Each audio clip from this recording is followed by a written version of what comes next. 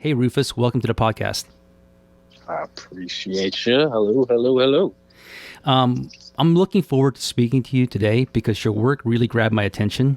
Your use of colors, your composition, and your use of mixed media makes your art really exciting. And I also see you have a degree from Florida A&M University where you went on to teach art after you graduated. Thank you for doing the podcast, and I'd love for people to see your work. Where can they see your art? Well, first of all, thank you for the opportunity and the praise. Definitely honor me. You can see my work most consistently on Instagram. That's probably where I post the most and keep it the most consistent. And that would be Art of Rufus, ARTOFRUFUS.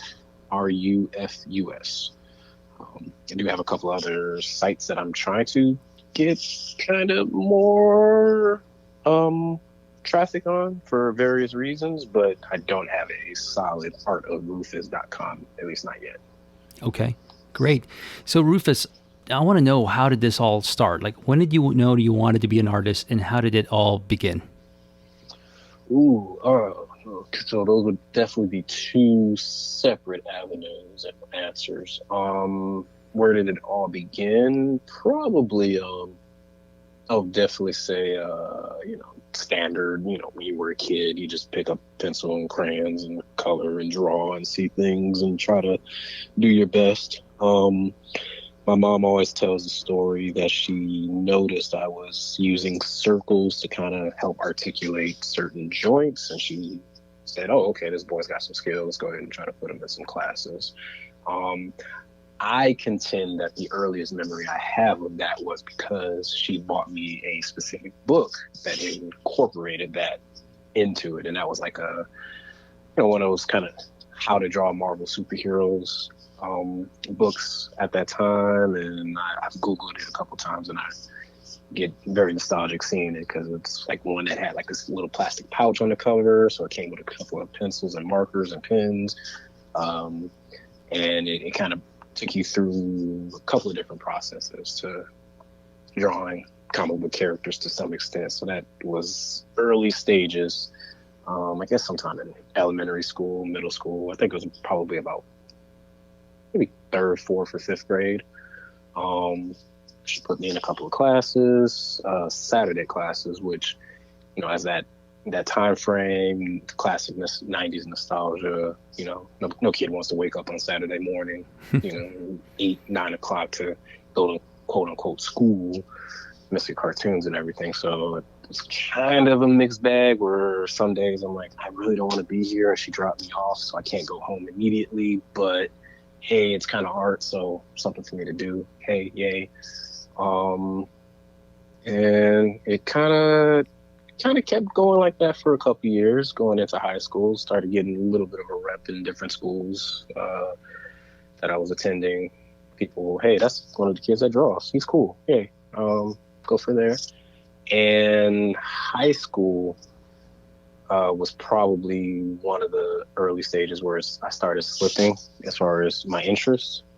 And that just stemmed from thinking, hey, I don't know if I really want to do this as like a career or as a job. I don't know if I want to take this that seriously. I don't know if I want to focus on it. I don't want it to run the risk of being a burden to do it versus all my life previously. It was kind of just for fun and just because I could do stuff. So that carried over most of high school. Even though I kind of helped design like a couple of the school T-shirts, or at least for my class, and some people do have their varsity jacket designs that I gave them, but nothing really too serious. Besides a few classes, and again outside of school. In fact, that was actually also high school. One of the first times my mom put me in. Actually, she put me into a Wayne State program in Detroit, based on a recommendation from my art teacher, which was the first time I actually had to deal with nude models. So that was also interesting. I think I was like 15 or 16 at the time. Then got into college, changed my major a few times. It was not initially art. And once I just kind of realized, hey, I've been sad my freshman year, maybe a little bit approaching depression. let me start drawing, started having fun again, started feeling happier that I could work on something, get attention for it, feel accomplished in the process, and picked up from there to say, all right, let me go ahead and try to enroll in a class. And then from the class, eventually just changed the subject, became, it was a nice little group of kids. It was a pretty small program at FAMU, but we were pretty close knit and friendly competition on every avenue. But it was still small enough that at times, looking back, I do feel like the faculty could have tried to push us more for like competitions, showings, and getting more of the real world aspect that we needed to get down. But I also understand that we weren't in the right mindset as students at that time to really listen and have that kind of discipline.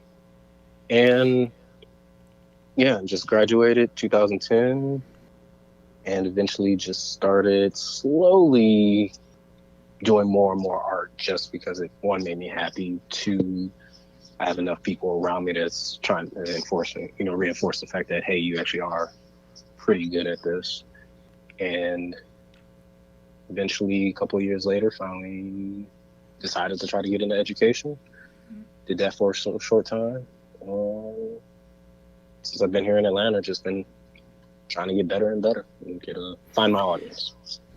So you mentioned art almost as it gave you that therapeutic and made you feel good when you were down.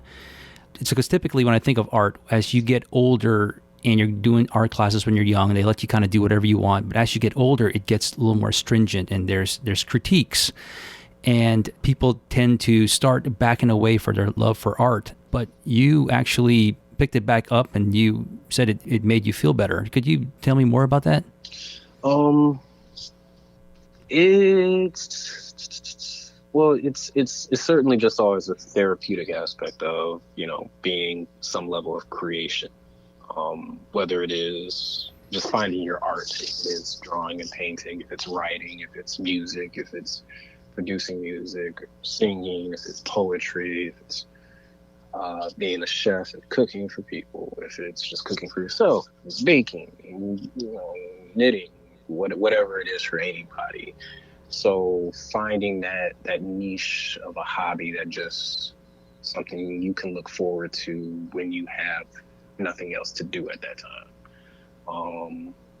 And even if it is, hey, I just love playing golf or playing tennis or archery or anything along those lines, it's kind of just the same thing. And for me, it was freshman year, and I've already was kind of denying this part of myself for so long, for various reasons, like I said. But during high school, certainly just, hey, I don't want to use this as a career or a focus because then I might not like it anymore. And just kind of realizing that maybe that's not accurate of why I was avoiding it. Maybe it was a deeper level of self-doubt, maybe not sure quality at that time, which of course looking back I'm like, yeah, that was trash, but it was the best I could do then. And just coming to terms with, if this is my entire purpose, a portion of my purpose, or just something to keep me leveled for my purpose whenever I do find it, I have to still do it. And that's kind of what everybody should be searching for to some extent, whatever their purpose is or whatever can help keep them mentally stable towards that. And thank you for that answer. It made me think of something. What is the best part of being an artist? That's for me. There's a couple of different avenues of that one. Like, part of it is an audience reaction to it, and realizing, somebody likes what I do, what I produce, what I slaved over. Somebody found meaning in what I provided for the world or for them. Because I don't know how far you scrolled down on my Instagram, and there was I have one So maybe we can talk about it a little bit later of me using the Superman logo imagery a lot. And there was one time, the only time so far I've used that for a little girl, and it was purchased by a friend to give to, I think, her niece. And they took pictures for Christmas about it. And it coincidentally, the girl just happened to look just like the painting. Never saw her, was not my model, but it looked like her. And I saw Wow. the pictures. I saw her actually, when she pulled it out the box, the look on her face, the joy she posed, because it was like a standard strong person pose, you know, both arms up, bending up, and just smiling with the S on the chest and everything. And just seeing the joy that little girl had from my painting was powerful. And I greatly appreciated that. The friend who put me in contact, who made the purchase, who shipped it and everything. And it's moments like that that really help. So I know there's some level of vanity to saying, you know, it's about what others think that really helps you, you know, because it shouldn't, but it really does have an impact when you're find that level of appreciation, but it's appreciation, not trying to figure out my words. Finding that level of appreciation that even you may not have realized for your work.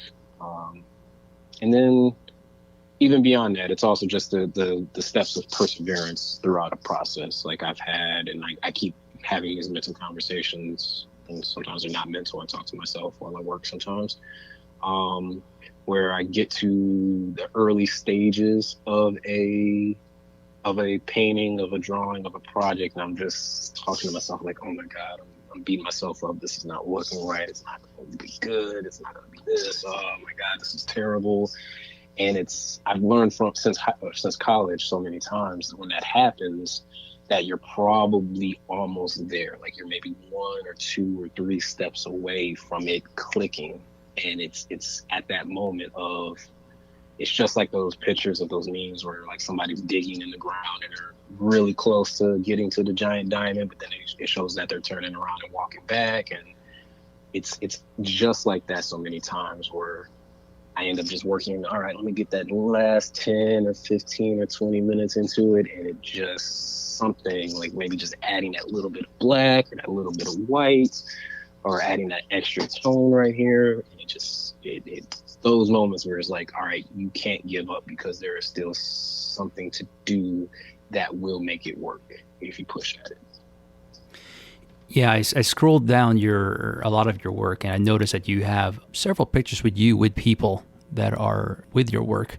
So that is amazing how there is an energy that you feel from them when especially they gravitate and they appreciate the work that you're doing.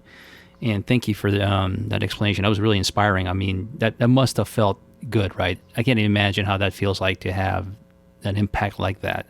Oh, yeah. I noticed that you had a picture of Muhammad Ali. I'm a big fan of Muhammad Ali. Mm-hmm. How do you choose your subject matter when you're creating art?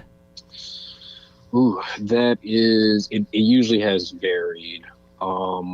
Most of the time, in fact, probably 90, I might even say 90% of the time, most of my pictures are honestly these, either I've held onto them since my early days of Facebook, or I just had friends and I just scrolled through and I'm like, hey, that's a really good picture. I don't know what I'm using for, save as. Hey, she's really beautiful. Let me go ahead and just save this picture. I might be able to use this for a painting. Hey, that child is really cute. It's a cute pose. Oh my God, he's striking, a Superman pose that I will not find if I Google. Let me go ahead and save that. Just different avenues like that. Usually, nowadays it is pretty much the same on Instagram. I just follow a whole bunch of different photographers or artists or models, and I'm like, all right, how can I save this picture, tweak it, make it my own, and see where we can go from there. And it's a little bit, yeah, it's mostly been that. and then it just starts to morph. Most recently, since I've been getting a lot more commissions on like kind of combining and finding comic book characters or cartoon characters. So it's finding ways I can take a slightly more realistic approach to these different characters, with some of the images I already have saved that I think could work, for these different poses. How can I make them change? So I've done quite a few like Storm from X-Men recently, and those have been based off of models that I just come across, and I'm just like, yeah, that works perfectly. Hey, Storm doesn't normally have locks. That's all the more reason to use this one versus the standard images of Storm. Or in other instances of, hey, it's easy to put sunglasses on this picture, and an afro, and turn her into Garnet right now because she's doing this awesome, badass kind of flaunty taunt of sticking the tongue out, and that's kind of Garnet. Let's go ahead and have fun with this Garnet. So from Steven Universe. So it usually varies depending on that. More celebrity pieces, I've been avoiding most of my career just because on one level, I didn't want to seem like I was kind of clout chasing if I'm trying to paint the celebrity in a specific way and then try to get them to see it. But on the other hand, I'm like, well, everybody kind of knows what the celebrity looks like. And if I swing for it and I miss, then I'm going to feel like I wasted my time kind of thing. And I know I don't waste my time, but I'm going to feel like I did because it's not quite what I wanted. So I try to be very selective of which celebrities I go for. And especially if I really am quite the fan of them. So like Muhammad Ali, it took me a long time before I was willing to attempt that. I have quite a few rappers that are in the same boat. I have a couple of actors that are in the same boat where I want to take that chance. I'm just not quite there yet. Yeah, I appreciate when artists make us viewers look at things differently. And I'm saying this because I did notice that Storm had locks, and that was so cool because you're right.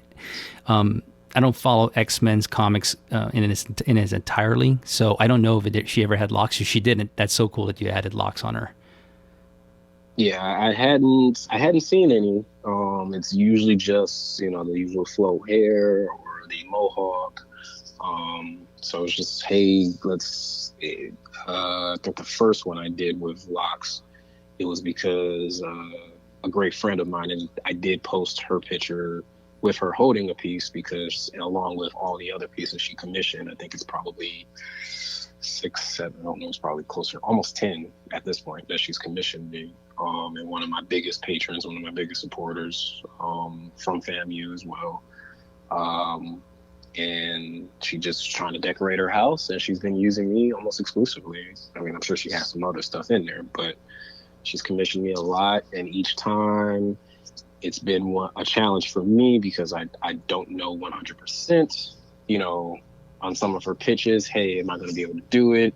I usually end up feeling pretty confident once I get started, and then afterwards or in the process, even before I finish, I'm like, okay, this was a mistake, not because it's looking bad, but because, hey, this is looking so good and the price I quoted her is way too low, and now I feel bad because now I probably could have sold this to somebody else for even more money. But it's a process to help me grow and get me there. So now the next time, boom, we're gonna knock it out the park even more so. So it's been, with her, it's always been a little bit more interesting on that front. And you mentioned something there that I wanted to get into is how modern day artists make money. Let me just tell you what I think it looks like and tell me if that sounds right. Now, I know there is commission work. That's one revenue stream. There is a lot of these technology places that will sell your prints. That's another, or websites, I'm sorry, that actually sell your prints. That's another way to earn money. But yeah, let's dive into the commission. Like, how does that look like? So when I'm thinking of commission, is it something that your client wants you to paint? They dictate exactly what the subject matter is, and then you obviously have to put your style to that. How much input does the client have on the commission piece? I'm going to assume that varies from artist to artist. and client to client, really. I have had some friend that I just was talking about. Pretty much everything I've done for her so far has been, this is the subject matter, do with it with what you will. And so that's, in some cases, when I think when artists get that kind of blank check thing, and you know it's not really fully blank since there is still a parameter, but it's still open up enough where I can approach this any direction I want. It can be one of those kind of blessing and a curse because, hey, I can do all the possibilities in the world, or I can try to be as narrow as possible. And with this particular friend, all of them have been a a pretty good result with given the only parameter being this character or that character, and each time it's been enough to kind of allow me to slightly step out of my comfort zone, but still hit the target as hard as I possibly can each time. Um, you can have some where they're a little bit more, try to be a little bit more hands-on, and they have a very specific vision that they're going for. I haven't had too many of those. There may have been one friend, also from college, wow, who did want me to work on something kind of personal for him, and he did come back a couple of times with a couple of more suggestions, and that's mostly because he's a graphic artist. He has design ideas. He thinks, hey, I would like you to maybe tweak this or maybe double this up or do that, and it's like, okay, I got no problem, especially with how personal the piece was for him. And two, with him trusting me with how personal this piece was, it's like I'm not going to, I can't pitch a fit, because hey, one, you're trusting me. Two, it's an opportunity. Three, it's a deal. It's a client. I'm going to put forth my best effort for multiple reasons, but also, again, this is a personal piece. We're going to go with it. And so I just think it really just varies. Like sometimes I would assume for some people they're going to have clients who just trust you no matter what, and most of the time that's usually been what's happening with mine. I just get paranoid because I'm like, all right, well, what if you don't like getting the process, or at some point you want to change your mind, or you're like, hey, I wish you had tweaked this or done this differently, and I'm like, yeah, I wish I did that too. That's why I didn't want to show you immediately. But I've been very blessed that people have been trusting me to contact me. People have been trusting me with what very few guidelines they have, and they've been supportive enough that almost more often than not, in fact, I don't think I've had if they've been, if they haven't been satisfied with my products, they haven't told me. So I'll put it that way. Just to follow up what you were just saying there, so you do share somewhere maybe in the middle how the art looks like, or do you unveil it when it's completely done? That definitely varies situation to situation. More often than not, I do try to keep it as a surprise. And in fact, again, probably 95% of the time, it's usually been a surprise. But that's also because they just they don't have a very 90 to 95% of the time, they don't have a specific dedicated idea. It's just, hey, this is the character, and I kind of maybe want them doing this, or I just want a character, go for it. The only one so far where I've probably been updating her throughout the process is, I don't think I haven't put it on my Instagram yet. And that's because it's, one, a huge piece. Two, that self-doubt that I was talking about earlier was still kind of kicking in, where I like it. There's parts of it of things that I haven't done on any of my other pieces that I'm really excited to show off and even maybe try to do in the future background wise. But it's just, I don't know. It's just that doubt kind of kicking in a little bit more. And I guess I do kind of want to wait till it's finished before I put it on my Instagram. But I've sent her pieces, or sent her pics along the way. She's a friend I've met. She wanted to get a gift for her sister as a graduation gift from grad school. either grad school or from I think it was grad school or doctorate, one of those higher degrees.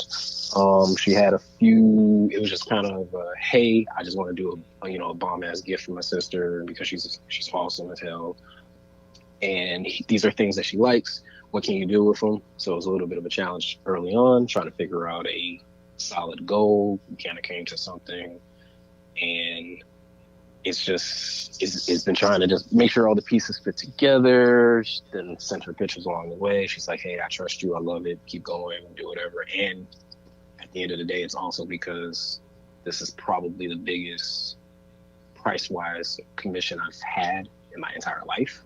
And so there's extra pressure I'm applying on myself to just try to make sure, hey, this money needs to go towards something worthwhile. I'm hoping that future artists can hear this and learn from this conversation. And I'm asking this because what are other ways that artists bring that revenue stream to their commissions? And I'll let you, as the expert, tell me where is that money coming from? Is it all just coming from commissions, or what are the other platforms of ways you're getting your money as an artist? Well, I mean, I'm still no professional, so I don't have like a couple of solid sources. I still have to have a day job. And so from discussing this avenue with other artists, because I did mention it earlier, I forgot to, as I was going over my long rant about my entire life. While I was in college, I also started working for Utrecht Art Supplies, which eventually was bought out by Blick Art Materials. So I spent basically about 10 years in art supplies retail in Tallahassee, Florida, and then a few years here in Atlanta. And then I also switched companies to an Atlanta-based company called Binders Art and Framed. So because of that, I've had a chance to come in contact with a lot of struggling artists, early artists, up and coming artists, and established artists. And had a chance to talk with a lot of them to get some ideas and what they're able to do. Some also taught at the university, some had some ideas from my professors at FAMU, but some were also professors at Florida State University. In fact, I don't know if she'll ever listen to this, but Carrie Ann Bod, she was awesome. She does some really intricate, great oil paintings, and she would sometimes kind of take me under her wing and talk to me and say, give me some advice here and there. Also Tallahassee artist, watercolor artist, Eluster Richardson, Eluster Richardson. He's a much older artist, but he's just phenomenal with his watercolors, and just seeing and talking with them, like Eluster would also do children book illustrations and supplement his income that way.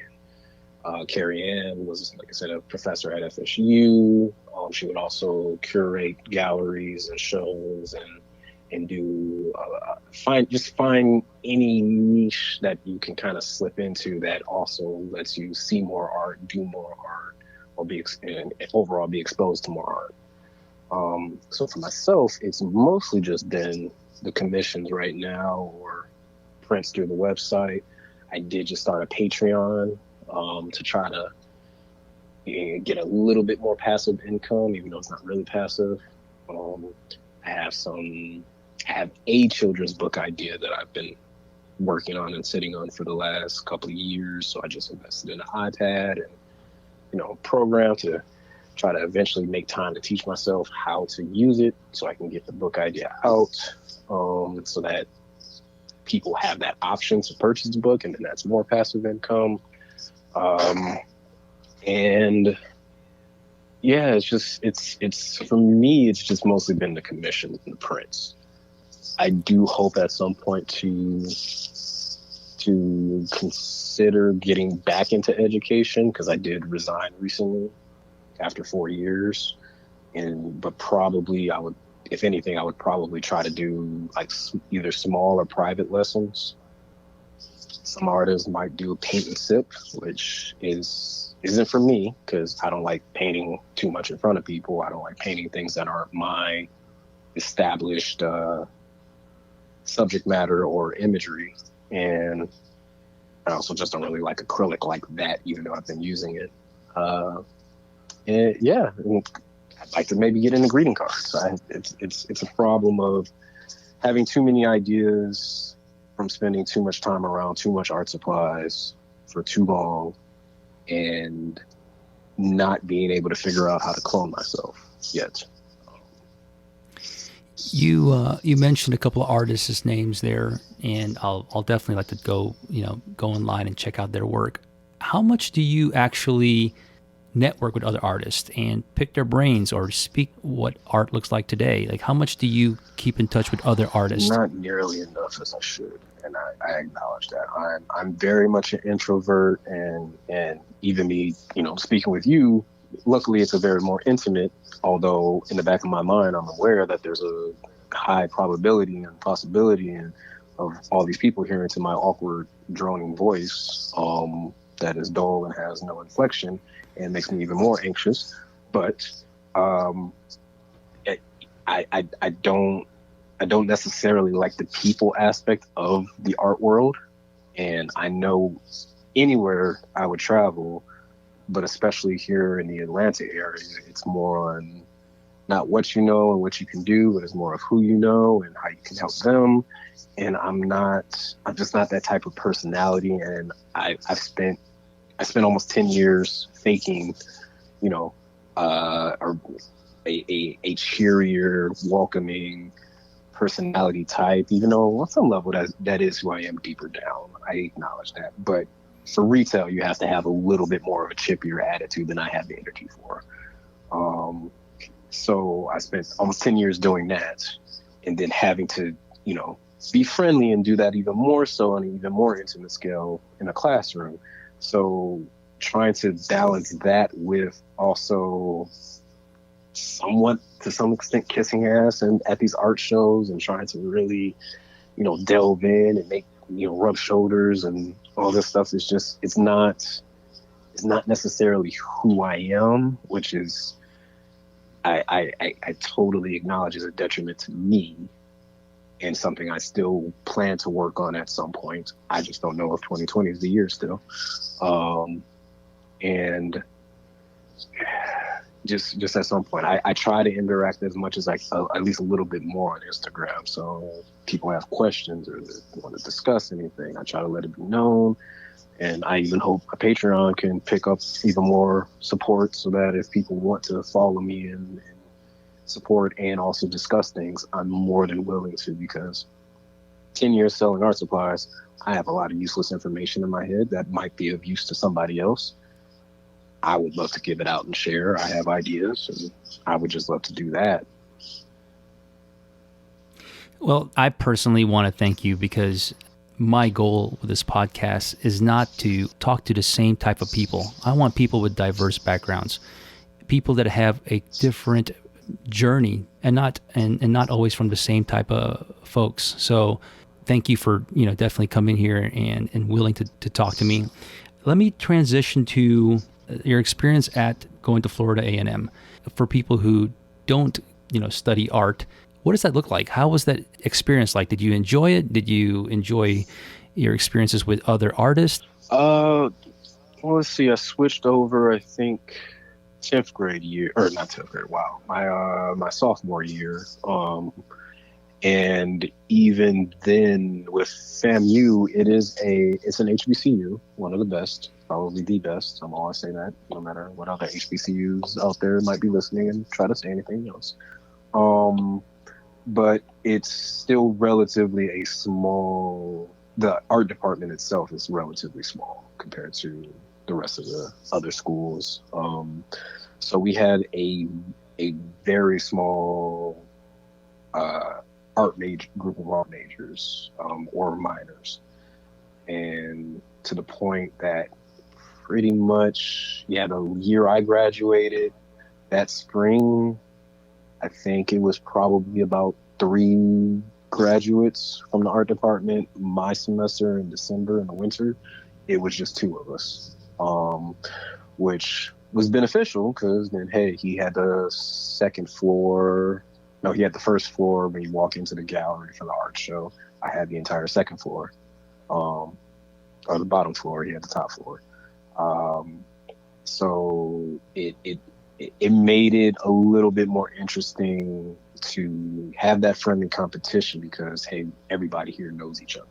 So we can kind of push each other. We can find out each other's strengths. We can try to find out each other's weaknesses, try to advise each other, give each other ideas on this or that, based on everyone's kind of level of expertise, of what area they're trying to carve out for themselves at that time. So that was quite the benefit, as well as the fact that since we had small amount of faculty, we could always have time to discuss things further with them. And they always did. Harris Wilshire, who's the department chair, top notch. She's great silkscreen printmaker. Is very successful. We also had Lunan, who started. I remember he sat in on my early drawing classes, I think for his, like a student, like a grad student or something, kind of practice, just taking notes, but eventually became a staff that following year. And he's a phenomenal painter. He's who taught me watercolor and oil painting. And I think he just recently got tenure at the university. He's phenomenal. And I'm sure some fellow students of mine probably fell in love with the more three-dimensional professors. I did enjoy them. I was able to, get some good solid mentorship from, I'm forgetting his name. Wow, now I feel really bad. But from one of the sculpture professors there, and I said Omar Thompson. And Omar was thinking in my head, but the last name I was forgetting. But Omar Thompson, although he recently passed, unfortunately. Then Chester Williams was also another three-dimensional teacher there. And it was just, it was really just a very small, intimate environment to really cultivate a good group of artists. Like I said, I do wish there was a little bit more push in some areas for us, but I do think with the age of some of them, they probably honestly just got tired and were waiting for us to, specific ones of us, to kind of step up and show that we were completely worth the investment, emotionally, mentally, and time-wise. And for myself, I was able to kind of get that with a few of them. Omar, for example, even Chester Williams. And he really came off like he didn't like anybody, so he was able to kind of joke around with me every so often. So that was awesome.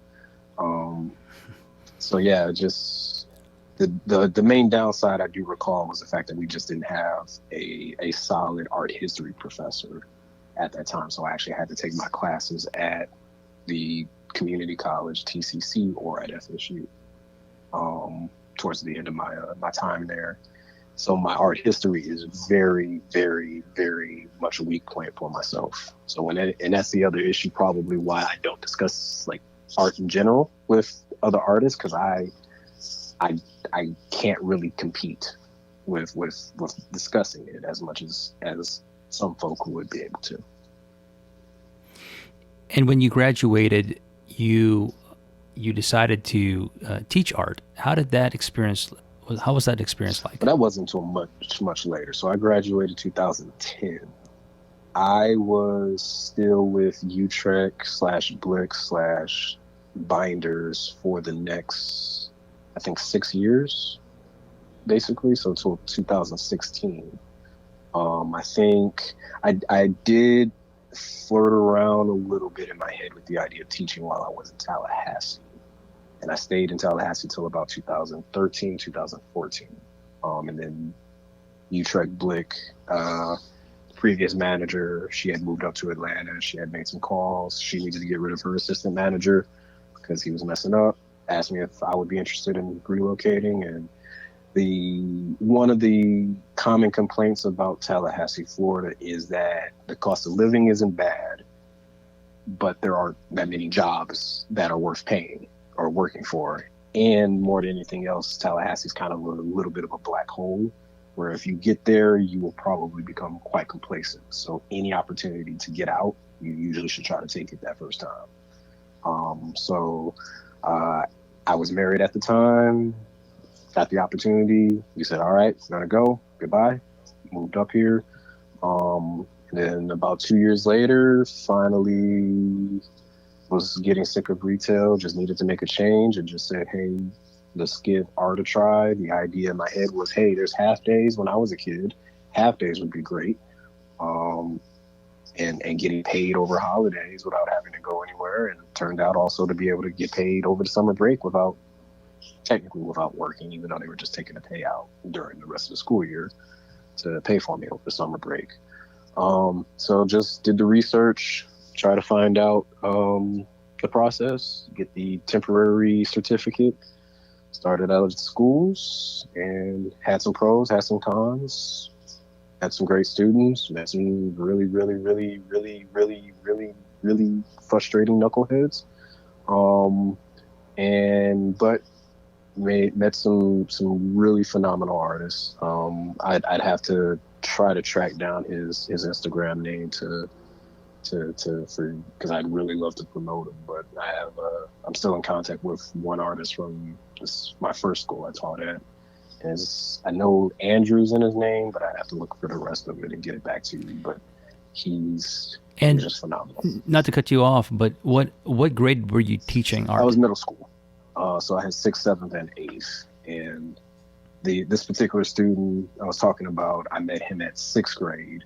I only ever had him in 6th grade, and that was another frustration I had with the education, public education at least, is the inability for students and children to kind of forge their own path, even if it's a possibility for them to discover something that they really might like. They're not necessarily giving that option enough. So I only had Andrew in 6th grade.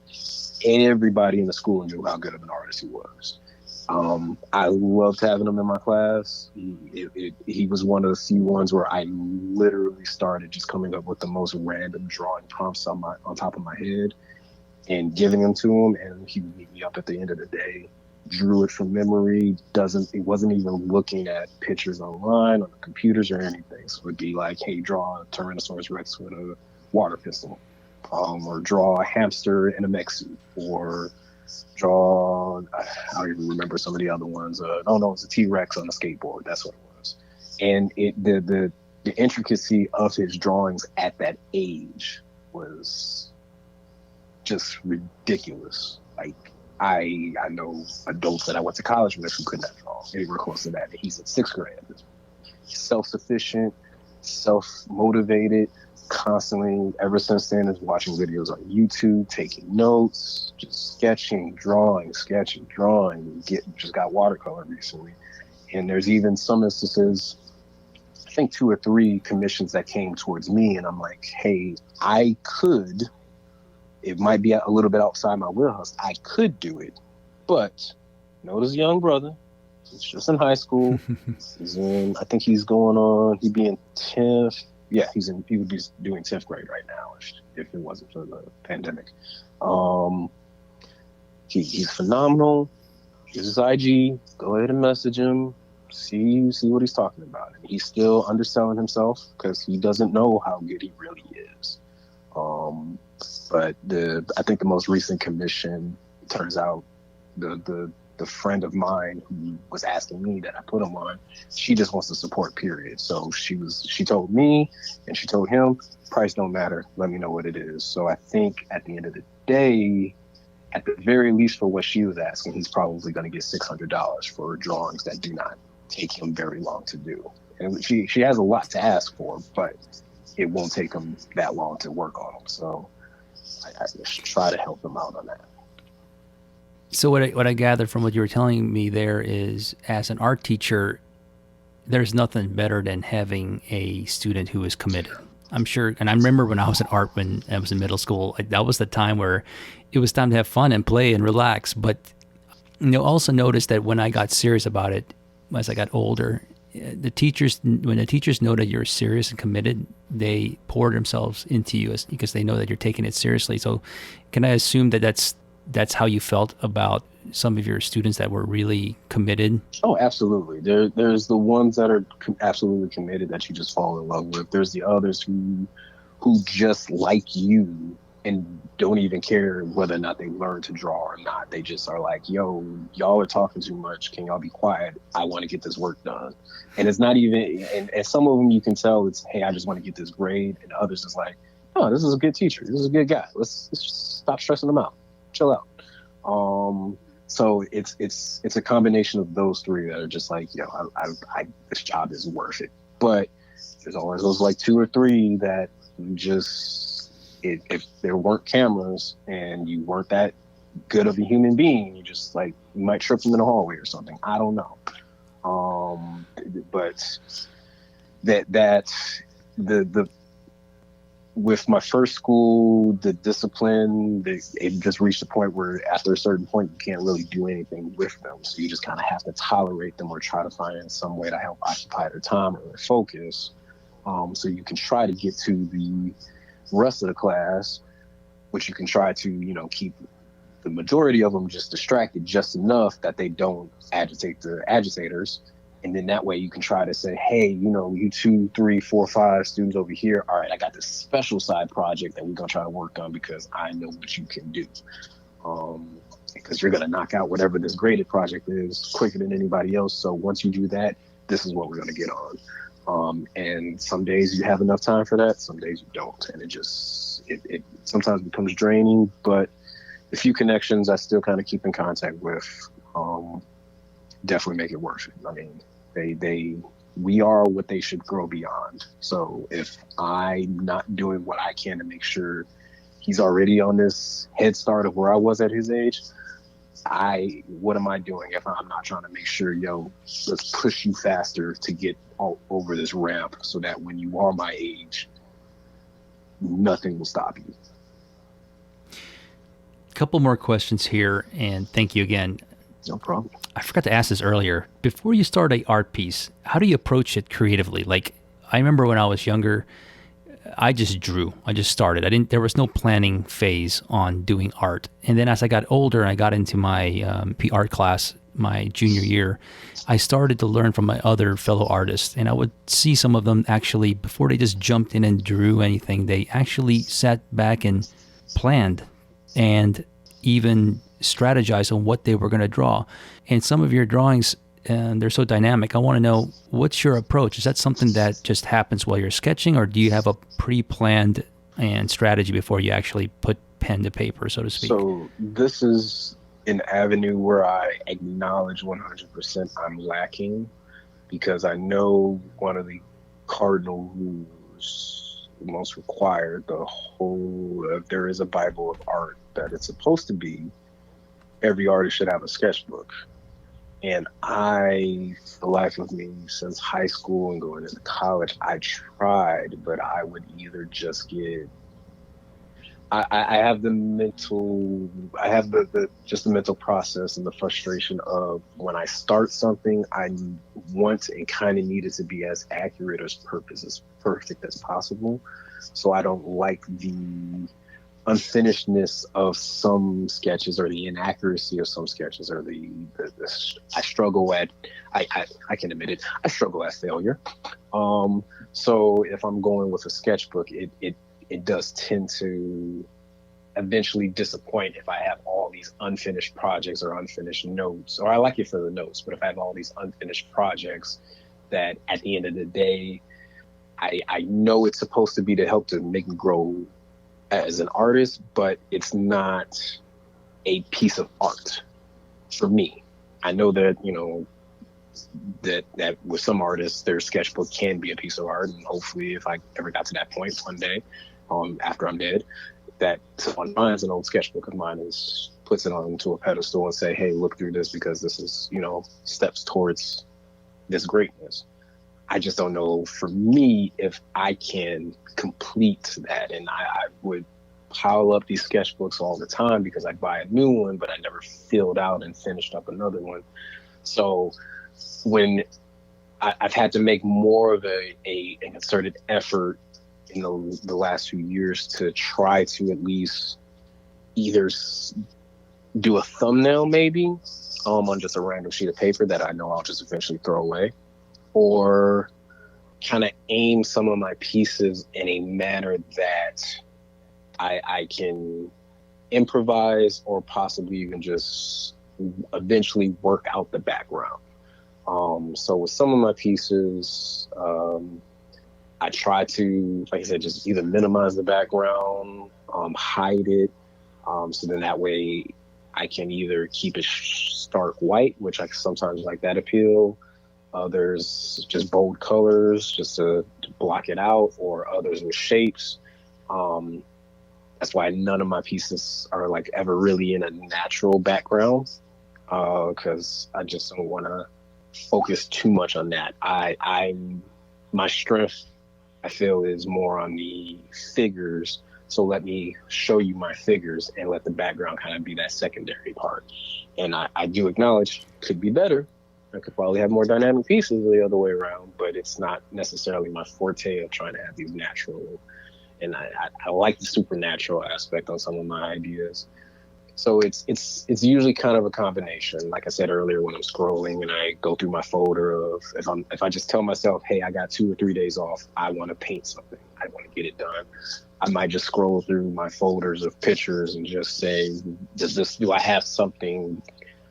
Does something about this speak to me? And I honestly try to scroll relatively fast, because I do recall, like, there's science, like with Tinder dating, like your instincts on within the first couple of seconds or first millisecond or of someone or something is usually your best first impression. So I usually try to swipe actually quite fast to see, did anything about that stand out. If it does, I might back up, go backwards. If it doesn't, I just kind of keep scrolling until something kind of pops out. I'll enlarge it, scroll, it pops out, enlarge it, and then maybe come back, and then from there kind of see, all right, what kind of vibe can I go with? Can I make this a fan art character? Can I do something surreal, something like kind of spiritual, something supernatural, something powerful? Is it, if it's photographs of children, can they be, put into a superhero pose from this? Can I go with the Super S? Can I go with making this a Wonder Woman? Can I go with making this a Supergirl? Can I maybe go darker and try to do Batman or Green Lantern, or can this be used for Spider-Man? And even I've been able to, on the last few commissions, even play around a little bit more with fine-tuning the clothing a little bit more to really change the stock photo or the reference photo more into what I need. So like even on my Instagram, the Harley Quinn, the Rogue, and a couple of the Storms that I did for another client / friend, the reference photos weren't anywhere close to that. And those 3 I'm really proud of, because I had to put all the clothing on them, make it fit, make it work, make it look like those characters, which is brand new compared to anything else I was kind of doing to that extent. And Rufus, lastly, what are your future plans? I would really like to get this children's book done. There's some writing. A friend of mine, he wrote it. I've been kind of editing and tweaking it and changing parts so that they can either fit an image or fit the page style. I'd really like to get that book done now that I have this iPad.